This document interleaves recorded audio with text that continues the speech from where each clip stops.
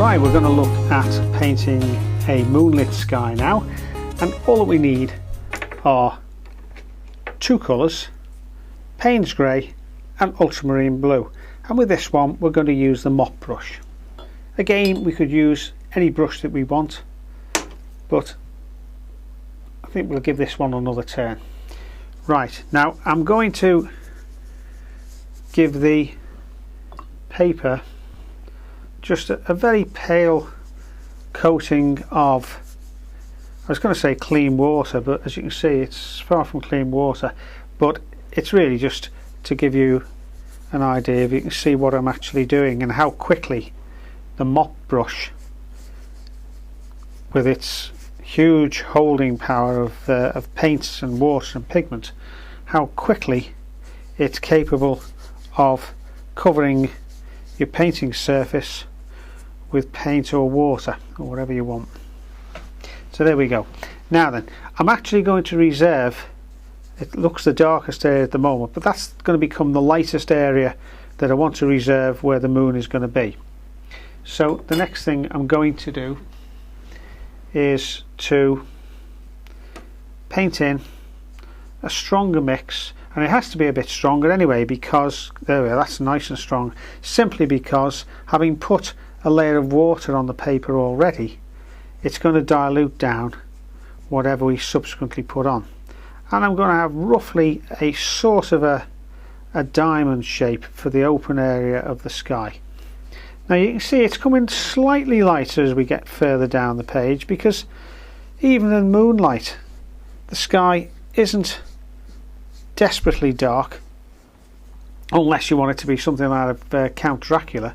Very often moonlit skies can be quite bright. I mean, in certain parts of northern Scotland, and I suspect in several other places throughout the world, you can actually read by moonlight quite easily because of the lack of pollution in the air and the ability of the moon to shine very brightly.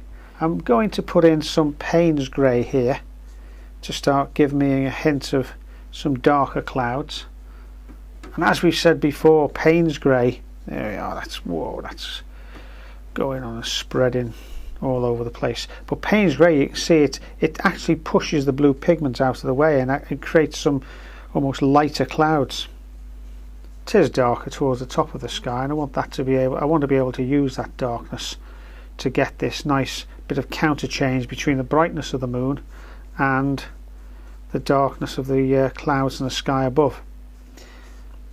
You see, even if you start lifting clouds out, let's take some of the that's a bit dirty, that paper towel. Let's take some of the paint out, but even if you think you're going to start lifting clouds out, the edges of clouds that the moon is going to shine on, then you find that very quickly it all runs back in, because it's so wet at the moment that there's nowhere else for the paint to go other than back in the areas that you've just lifted out.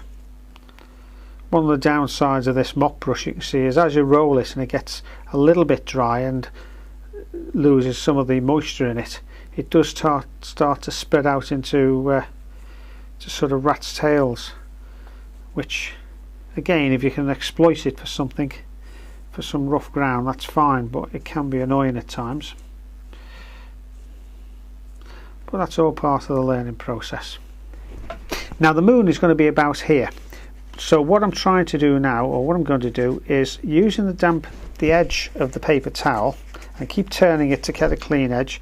I'm going to just lift out some, if you like, silvery edges that you'd expect to reflect on the front edge of these clouds, being so close to the moon.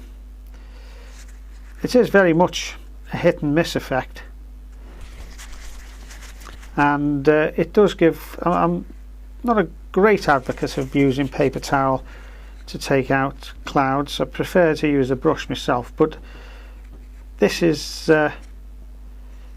quite good because it can take out a narrower strip that you typically get when you get on the edge of clouds.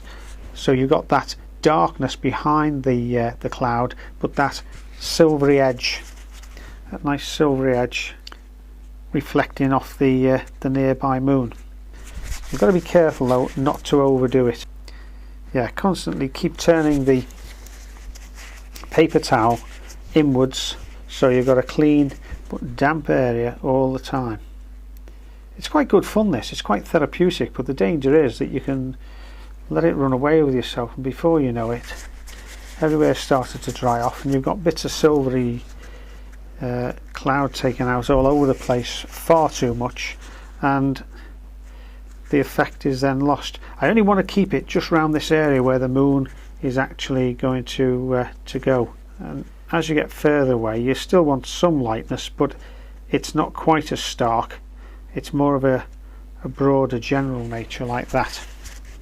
I've squeezed most of the water out of the brush, but I've left some in and I'm shaping that to a point because that's just about there is where I want the moon to appear. Working quite hard to get it round. It doesn't matter if it's not absolutely round because the moon frequently gets hints of cloud floating across it. I'm just going to put a little bit of cloud cover like that across the front. You can see what I'm doing, just very very lightly dabbing this because what I want to get is almost, if you like, the lightest light and the darkest dark just next to each other. Now then, I'm just putting a few little bits of added cloud shadow here that I've just gone over. Now that it's dried off slightly I can more safely put that on like that without it running all over the place. We can half hide the moon in relative safety. This is the no more than a two-stage cloud again, and I'm just going to use the dampen brush just to pull that out like that, just to let it come away like that so it's pulling across the front of the moon. Right, I'm going to leave that now as a moonlit sky. I hit that with the hairdryer because I didn't want that water that was in that second layer of paint to start permeating through and creating backgrounds and cauliflowers. So it is useful to have a hairdryer sometimes to actually manipulate the paint rather than just using the brush. Now you can see what we've done with just two colours, the mop brush and a paper towel. We've created that nice moonlit scene. We've added a few trees which are sort of generally leaning towards the moon, so it points the eye in that direction. It's clearly the focal point, and we've created here a fairly believable sky with the silvery edges of the clouds picked out by nothing more sophisticated than a piece of paper towel. So it just proves you don't even need brushes to do watercolour, do you? There we go, the moonlit sky.